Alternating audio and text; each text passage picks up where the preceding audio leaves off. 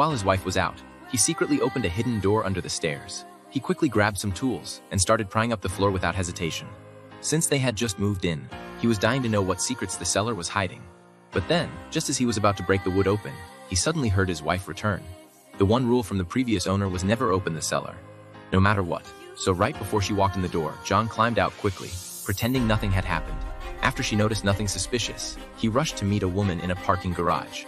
It was his blonde coworker from before. They had a messy past together, and she was the one who got him fired for sexual harassment.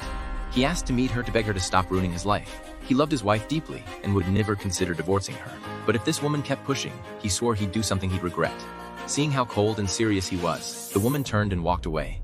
She was going to tell John's wife everything. She wanted her to know the kind of man he really was.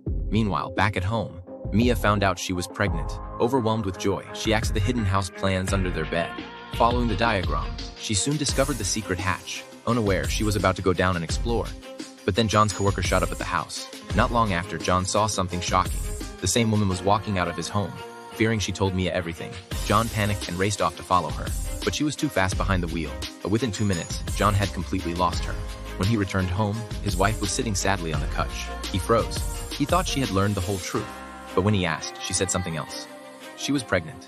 Tears of joy, John didn't mention a word about the blonde woman.